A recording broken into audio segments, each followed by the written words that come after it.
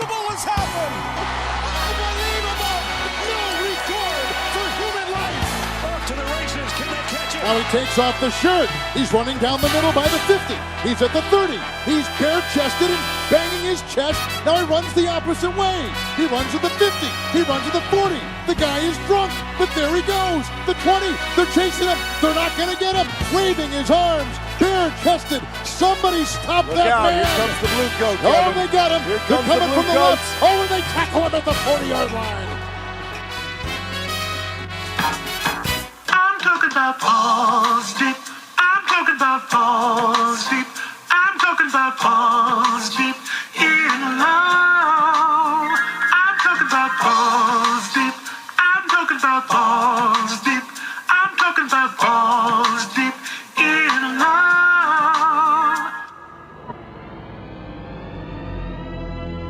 And now for our feature presentation. Balls Deep with Devin Jovan. Welcome back to another episode of Balls Deep with Devin and Jovan.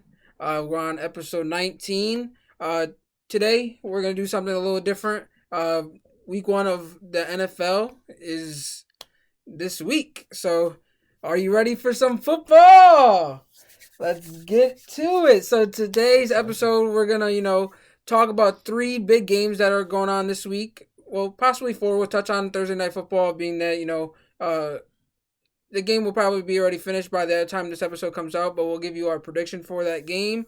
We'll talk about 3 big games for the weekend, and we'll also talk about we'll make our predictions for those as well. But we'll also pick a lock, pick a team that we feel like will ultimately win no matter what, and we'll pick a sleeper or an upset for to happen this week. And we're gonna keep our record throughout the season for you guys to keep an eye out on.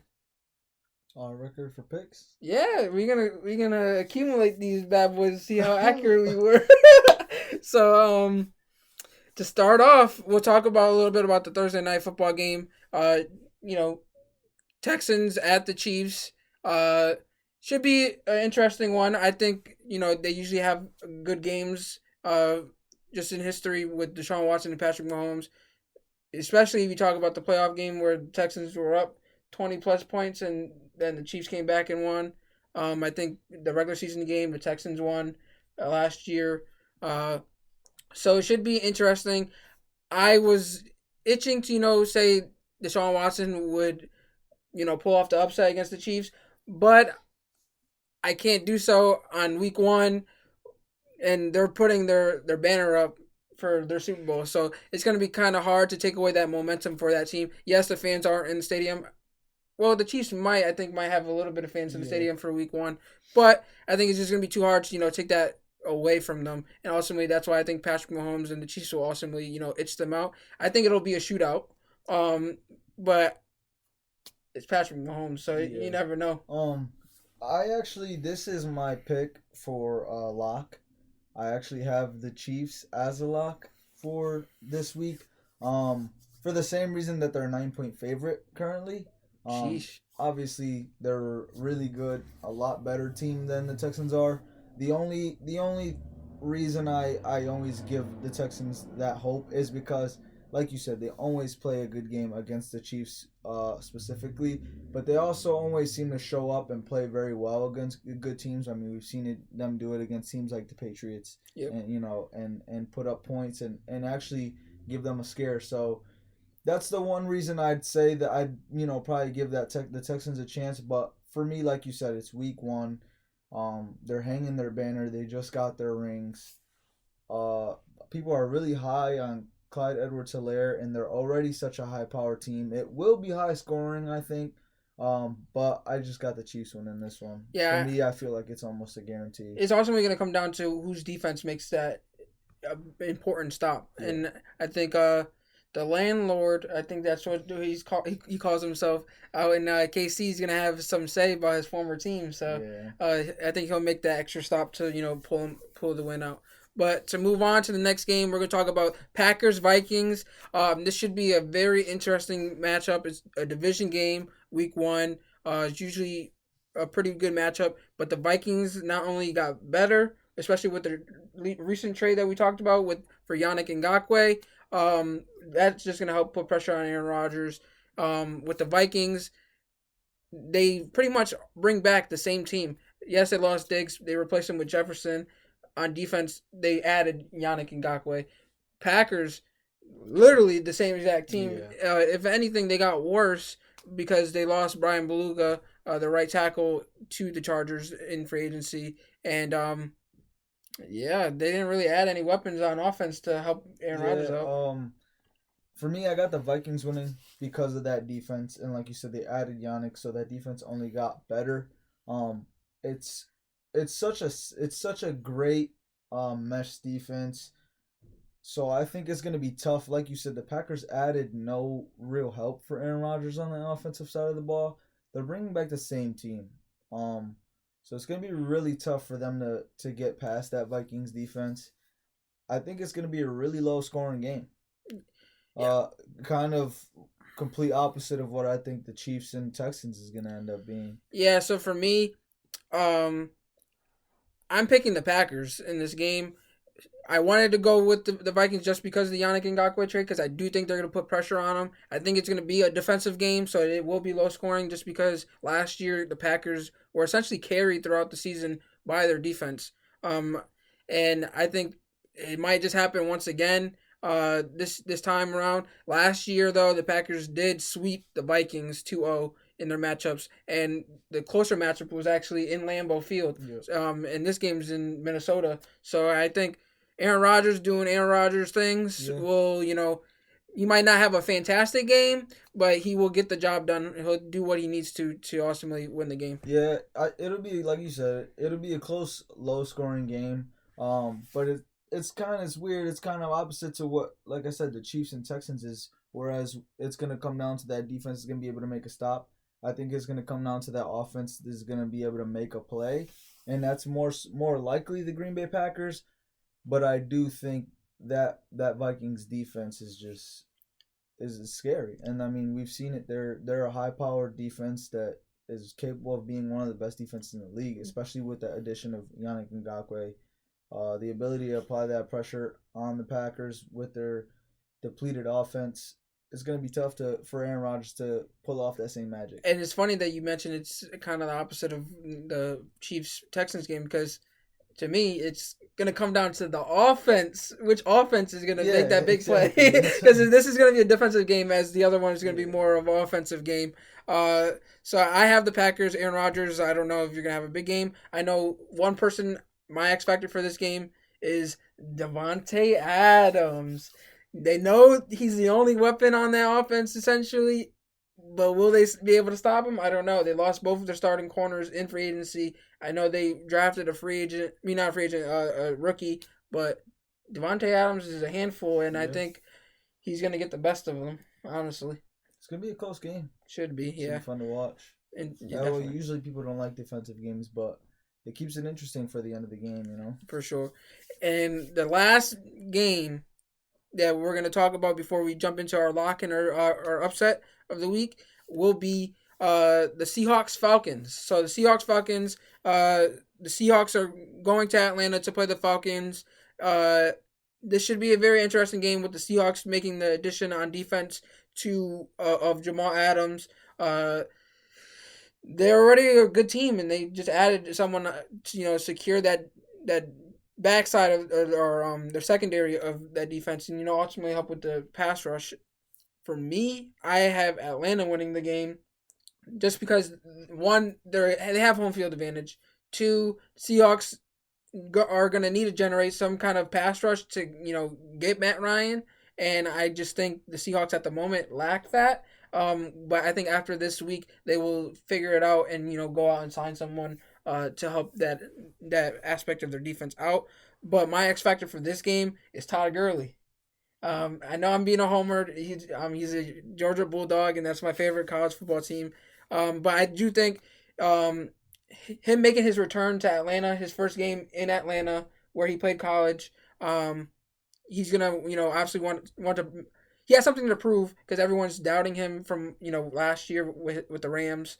So this year, this game being in first one in Atlanta, I think he's going to blow up and showcase what he's still capable of, and that offense. I'm not saying he's going to do well running the ball. I think he's going to be more effective passing the ball, and I just think Seattle's offense last year wasn't the greatest in terms of defense against running backs, and I think Todd Gurley being that he's so well rounded will ultimately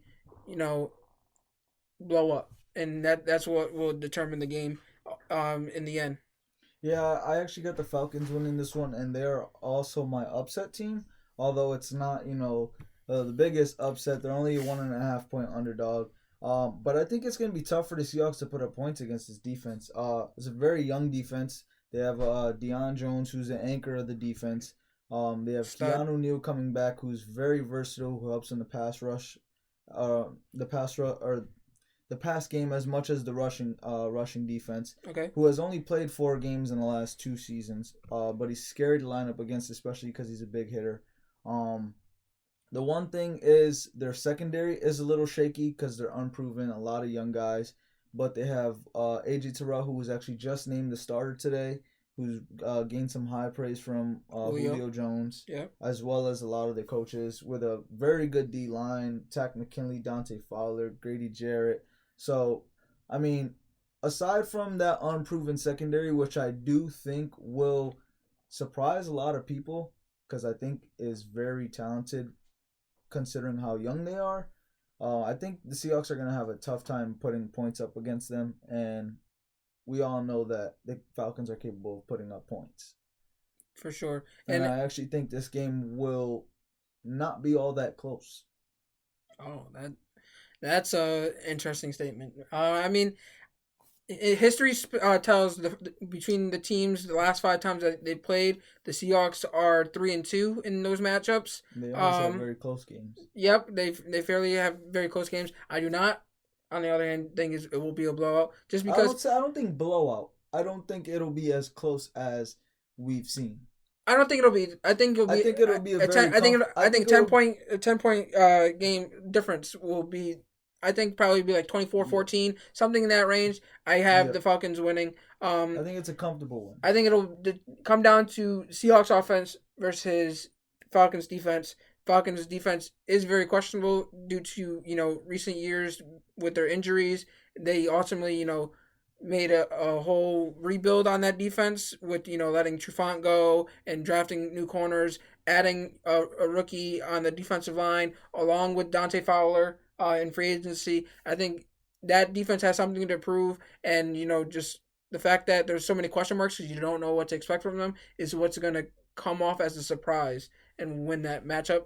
I just think Russell Wilson being Russell Wilson won't allow it to be a blowout. I think he's gonna do some amazing things that will ultimately make him look good, but the team just won't do enough to win the matchup. So, being that you said that your lock for this week was the Chiefs versus the Texans, my lock for this week is honestly the 49ers going up against the Cardinals. And yes, it's a division game. Last year they played 2 fairly close games, and the Cardinals went out and got better during the offseason. They drafted Josh Jones, to be their right tackle. They went out and got DeAndre Hopkins, which is a huge pickup to help out that offense and add weapons around Kyler Murray. They kept Kenyon Drake.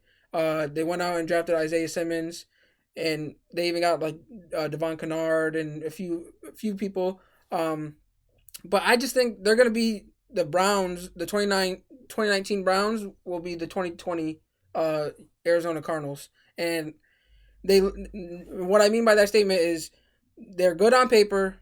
So that means people will have high expectations for them going into this season, and they will, ultimately underperform, and those high expectations will be left unfulfilled. I think they'll ultimately go as far as the offensive line will go, or the offensive line will take them, and the offensive line is not that good. So, yes, Kyler Murray's different, he's a different quarterback than Baker Mayfield, because he's more mobile, but I just think he needs time in the pocket to perform. It's gonna be tough. He's gonna have to pull off a lot of Russell Wilson like moves for sure. So that's that. I know you said you picked the Chiefs for a lock. And then your sleeper, was the Falcons against the Seahawks.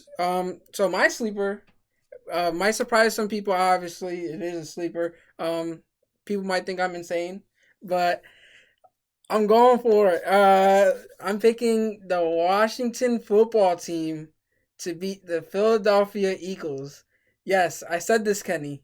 I know our producer's an Eagles fan, but I just think Philly's injuries on their offensive line. Yes, Jason Peters said he's going to move over to left tackle, but there's still big questions in terms of the health of that offensive line. And then the Washington's defensive line is new and improved. Like they have Montez Sweat, Jonathan Allen, Deron Payne, Chase Young, who is getting high praise this offseason from coaches and just people on the team. Like throwing around all linemen. There's tapes going out there on Instagram where he's tossing dudes. Like, it's ridiculous to think about. 1 year ago, this kid was in college. He's tossing these dudes left and right. And Dwayne Haskins even said, like, he must like him because he's always in his area during practice. So, and those are only the starters. You still got Ryan Kerrigan and Matt Ioannidis. So their front seven with a defensive coach in Ron Rivera, I think they'll come out and surprise some people. I think the defense will win them the game. Yeah. And obviously Dwayne Haskins, I think, will have a good game, not a great game. He'll have a good game for the simple fact that it's a fresh start. The Eagles, they always had questions on their defensive side of the ball. Especially their secondary has been suspect for quite a few years now. Yep. I mean, they got Darius Slay, so that's an improvement, to say the least. But, the offensive coordinator of Washington is coming from Carolina. He's a pass-heavy offensive coordinator, similar to his dad, North Turner. So that's where Dwayne Haskins thrived in college at Ohio State. That's his strength, is throwing the ball. So I think he's going to come out, surprise some folks, and this is going to be an upset. Yeah. I think it'll be close, though. I agree with you. We actually discussed this a little bit, and I almost actually picked them for my sleeper, and you were saying, oh, people are going to think I'm crazy for this, and I said, who is it? And you said the Redskins, and then Washington football team. Washington football team, and we both laughed because I immediately was like, that's who I was about to pick. Because this is for the same reason like you said it. The Eagles are just, you never really know what you're going to get with them in general. Even when they're good on paper, even when they're healthy. Yeah. So with the injuries and, all the question marks, the depleted wide receiver core, I just don't know how comfortable I am going in the season for them. So honestly, I'm not going to be surprised. It's going to be really tough for, the Eagles to get anything going against, like you said, that front seven is going to apply a lot of pressure. Especially on the road. Washington is at home, and that's ultimately why I picked them too. It's like there's a lot of factors leaning in their direction. And I just think that the Eagles, it won't be a blowout. I have them losing I have Washington winning 21-17. So it's going to be a close game. Yeah. It's going to come down, I think, Philly's going to have the ball, trying to drive down the field to make a game-winning drive, and Washington will make that big stop. And it might just be Chase Young with a strip sack. You never know. And I won't be surprised if it is. So that's what I got going on in my head. People might think I'm crazy when this releases, but it's going to happen. I'm going to agree. It's going to happen. So those are my picks. You already made your predictions. Yep. So we have a few more predictions for you guys going in, and that is we're going to make our early season, our early predictions for the season awards, which is MVP, Offensive Player of the Year, Defensive Player of the Year, Comeback Player of the Year. I guess I'll start off. Do you want to? We're going to save our MVP for last. I don't know. That's a good question. Okay. Do you want to? Yeah. We'll save our MVP for last. So, my Offensive Player of the Year, I I was inclined to say Christian McCaffrey or Saquon Barkley just for the simple fact that, the offenses will be running through them and it's going to be kind of hard to, not have big numbers. But my offensive player of the year is Deshaun Watson. I think the Texans are being underestimated due to their trade of DeAndre Hopkins. But I think ultimately that trade of DeAndre Hopkins will only make Deshaun Watson better. And I think that just because their offense is going to be less predictable because you don't know who the ball is going to or who's going to have a big game. They also have a better running back in David Johnson, especially if they could get the old David Johnson back.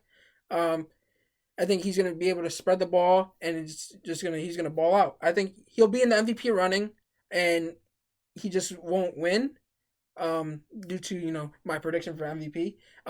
But he will ultimately win Offensive Player of the Year. I think he'll have a big season, and that's why I said this is going to be a shootout between the Chiefs and the Texans because I think he's going to have a great game. Yeah. My Offensive Player of the Year is actually Saquon Barkley. For a similar reason to what we saw with Christian McCaffrey last year, we obviously know that the offense is going to be running through Saquon. Yeah, for sure. I think he does have the advantage to Christian McCaffrey of a little bit better receiving core than Christian McCaffrey had at his disposal. Yep. He's got Golden Tate, he's got Sterling Shepard. It's a solid duo. With the revamped O-line that the Giants pretty much, I think they had 4 picks throughout the draft that were to their O-line. So with that revamped O-line that they got through the draft, they drafted the left tackle that they wanted. Daniel Jones, who had a great rookie season, and we know Saquon's capabilities of being versatile with running the ball and catching passes out of the backfield. I think we're going to see a similar situation to what we saw with Christian McCaffrey last year. So I think that's my Offensive Player of the Year. I think his numbers are going to be insane. I'm inclined to say that he's going to have a 1,000-yard season with rushing and passing. If he stays healthy, if he stays healthy, I don't blame you for thinking that, especially if he stays healthy. So for my Defensive Player of the Year, I actually have T.J. Watt, younger brother of J.J. Watt. Last year, T.J. Watt he had 14.5 sacks. That's amazing, and I think he's only going to get better. So I think he won't reach Aaron Donald numbers, I think, where he almost breaks the Michael Strahan record, but I think he'll get closer to 20 sacks this season. And especially with the Pittsburgh Steelers defense being better and having Minkah Fitzpatrick for a full season, I think TJ Watt is going to have less attention on him, and he's going to have a big 2020 season and win Defensive Player of the Year. It just sucks that my Giants and your Giants have to go up against the Steelers week 1 because the only person really I'm worried about is TJ Watt because he's going up against mostly our right tackle. He won't even be going up against Andrew Thomas. He's going to be going up against probably Cam Fleming or whoever's playing at right tackle. I don't worry about the Steelers. So I'm not saying that we're going to lose. I'm just saying I think TJ Watt's still going to have a good game and put pressure on Daniel Jones, and that will ultimately carry through for the rest of the season. My Defensive Player of the Year pick, I hate to say this, he plays for Dallas, DeMarcus Lawrence. He played I believe all 16 games last year, but with a shoulder injury, coming back 100% this year. The Cowboys have just acquired Everson Griffin alongside him, as well as Dantari Poe. They have Alden Smith. So with that defensive line, the depth they have at that defensive line, the capabilities of all those players, I think that's going to open up a lot of opportunities for DeMarcus Lawrence on that defense. So that's my main reason for that. I mean, the Cowboys already have a good front seven, especially with Leighton Vander Esch anchoring that linebacker core. But now with the addition of Everson Griffin and what? Anchoring that linebacker core?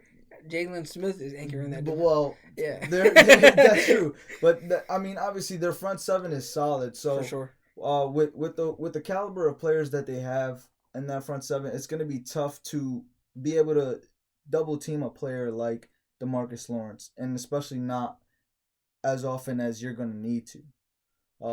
So with him having, that shoulder injury last year and kind of having to work through that, only had 5 sacks. I expect a huge season from him with the talent they surrounded him with and that defensive line and that front seven in general. Okay. And our next award that we'll be talking about is Comeback Player of the Year. Who's your Comeback Player of the Year? It's Cam Newton. I feel like it's impossible not to pick Cam Newton. That was my guy. For obvious reasons. I mean, he's an MVP caliber quarterback because we've seen it before. Playing in a new system with a coach that knows how to, maximize players' capabilities and talents, especially his star players. And also the fact that the quarterback position holds so much weight when it comes to awards in general. It almost feels like it's his award to lose. Yeah, for sure. You know what I mean? And odds are against him. Like, everyone's doubting him so much, so anything he really does is going to outperform their expectations, and ultimately you're going to have to give him some kind of award, and the perfect award is Comeback Player of the Year. I was picking Cam Newton for the simple fact that I think New England's offense is going to be better with Cam Newton than it was with Tom Brady, because essentially the same weapons are coming back from last year. I think it'll be better suited for Cam Newton's capabilities than it was Tom Brady's capabilities due to his ability to run the ball. I think it's more fit for his kind of style. He didn't have all that great weapons in Carolina when he was performing well. So I think a similar situation will ultimately carry over to New England, and he will maximize their talents as well on the field. I think also just the history, his career versus AFC East opponents. We said this on episode 9. He's 7-1 against AFC opponents, and he's thrown 59% completion percentage, 1,800 yards or 1,851 yards. His touchdown interception ratio is 14-3, and his quarterback rating is 95.5. I just think that that's going to carry over. And in the defense, yes, a lot of people opted out, but Bill Belichick is a defensive coach. He's going to do what he does best and maximize their talents on that end. Cam Newton is going to carry that offense, and he will ultimately carry himself to win Comeback Player of the Year. It's true. I mean, like the Patriots run a very versatile offense. They always have, especially considering they don't always have those star players on the team. Yeah. And honestly, I think he's working with a better receiver than he had in New England. With Julian Edelman, they have a talented running back, Sony Michel, but they also run James White out of the backfield with when they do a lot of the passing. So with the versatility of that offense and the different schemes that they're going to be able to run, it's going to be hard to kind of see what New England's going to be doing from play to play. And like I said, Cam Newton's already a talented MVP caliber quarterback, and he's in the perfect situation for him to succeed. And obviously, had it not been for it being his first season there, and obviously there's always an uncertainty when it's something new, something you've never seen before, I'd almost be inclined to say that I think he'd have another MVP season. It's funny that you mentioned that MVP, because I'm going to be kind of short and sweet on this one. My MVP is Russell Wilson. I mentioned, how he's going to keep the game close between the Falcons, just doing Russell Wilson things. And I think, he ultimately will ball out this season. And yes, he was in the MVP running last year, but he didn't win it due to, Lamar Jackson's spectacular year. I think he's overlooked, especially with these awards and the MVP awards, similar to how Drew Brees has been overlooked for MVP and never really won MVP his entire career. I think Russell Wilson is on a similar boat, and I think he has a chip on his shoulder for that simple reason, and I think he will go out and win MVP this season with the team he has. And if rumors are true and the Seahawks go out and get Antonio Brown, I'm for sure saying he's MVP. But even without Antonio Brown, I'm going to say he's MVP. They did go out and just grab Josh Gordon for his return, and when he was on the Seahawks, he played fairly well. So he already has pretty good weapons on that team, with the addition of Greg Olsen to Chris Carson and that backfield, and DK Metcalf and Tyler Lockett. So it should be interesting. I think he will do amazing things. Or should I say he will be dangerous. My MVP might surprise some people. But I'm very high on this person and on this team in general this year. It's Matt Ryan. This is his fantasy QB. My fantasy QB, but that has nothing to do with it. I actually didn't want Matt Ryan. I want Tom Brady. And I took Tom Brady. But I think that just like the Falcons, that Matt Ryan will only go as far as that defense will take him. But I mean, the offense almost always, because they have had seasons where they had offensive woes, but almost always the Falcons never have offensive issues. Matt Ryan always consistently hits 4,500 yards a season. With the addition of Todd Gurley, who could catch passes in the backfield, the duo of Julio Jones, who we don't have to say anything about him. We know what he's capable of, and Calvin Ridley, who's a solid number 2, who in the very near future could be a number 1, and behind Julio, they might end up having 2 number 1 receivers. I think it more so lies on the defense, because I think Matt Ryan will have an MVP caliber season, but it's always tough to make your case for that award if your team doesn't do as well as you do. Yeah. But I think that defense is kind of built. I mean, I spoke on some of the guys earlier. That defense is built. It's tailored to play against those high-powered offenses in the NFC South. And they have a lot of versatile players. I mentioned one, Keanu Neal, who's only played 4 games but is effective at all phases of the game. A hard hitter who's capable of taking the ball away just as Deion Jones is. They have a solid defensive line. We mentioned it earlier. The one place on that entire defense is their secondary. And it's not that they're even fishy or that they're scrubs. They're just unproven. Yeah. But they have a lot of young guys who are talented.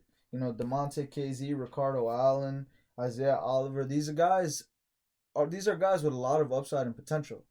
A lot of young guys who in the right position can do the right things. Very versatile.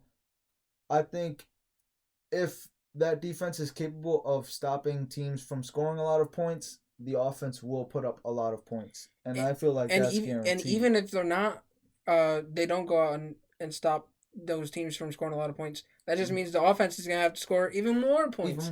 And before we started recording, you did mention Matt Ryan's always in like the league leaders of yards, just like Julio's is always in the league or receiving yards per year, like every year. Yeah. So they're always gonna produce numbers, especially with better weapons now on offense with the addition of Todd Gurley. Yep. Todd Gurley doesn't even have to be Todd Gurley running the ball. His ability to catch passes out of the backfield will only make Matt Ryan's job so much easier. And just he's getting so much high praise this offseason from coaches. Like their head coach Dan Quinn said that one play he's coming down and using his power, and then after catching the ball, and the other ones he's blowing right past dudes, and his speed is what surprised people. And I think he's gonna come out and surprise some people this year, and that's only gonna benefit one person, and that's Matt Ryan. So it makes sense on why you pick Matt Ryan. Yeah. He's always gonna produce numbers. He's got weapons around him.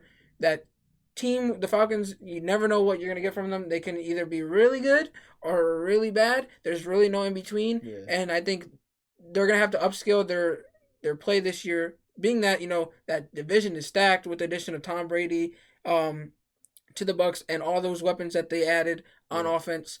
And then they already had the Saints. So I think that race for first place in that division is going to be tough. We're going to break that down.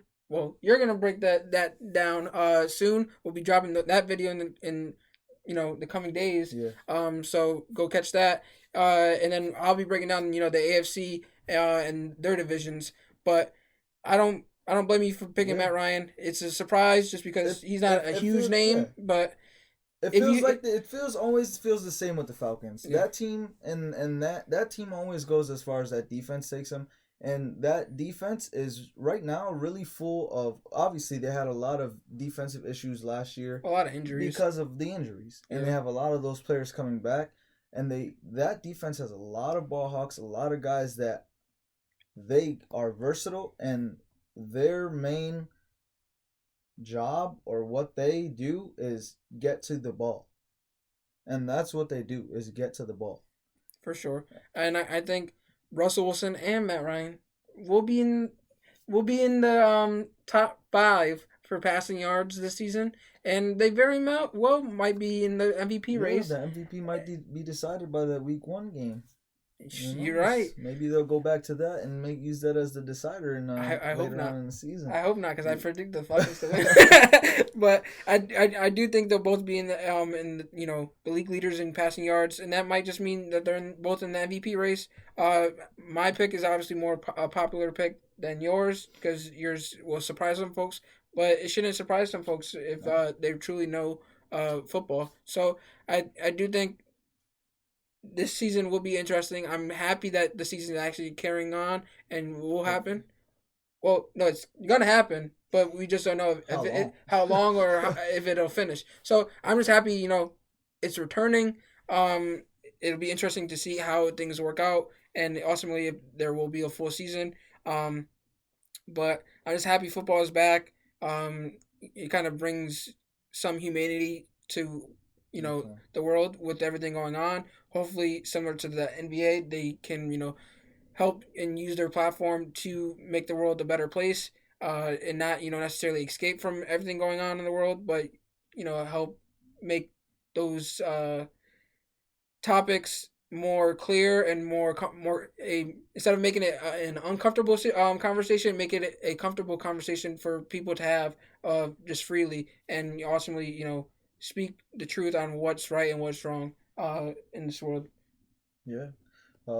With that, just follow, subscribe, leave your comments, ask questions. As always, we appreciate your, viewership. We appreciate you following us. 19 episodes. Next week is episode 20. So we appreciate you following us this long, or even if you just started following us, we appreciate it. With that, you got anything to say? I think you said it all. There you go.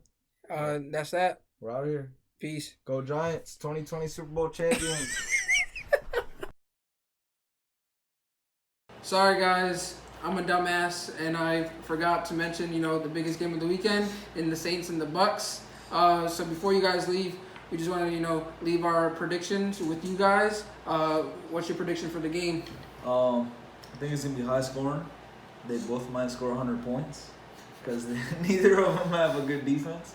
But I got the Saints taking it. Yeah, I mean, the Bucks have a good front seven, but that's about it. The secondary is, suspect. It's Swiss cheese, so I expect Drew Brees, expose it for what it is, and my prediction is the Saints in a high-scoring game.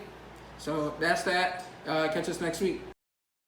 You're talking about balls deep. I'm talking about balls deep. We're talking about balls deep in love. I'm talking about balls deep. My boy's talking about balls deep. We're talking about balls deep in love.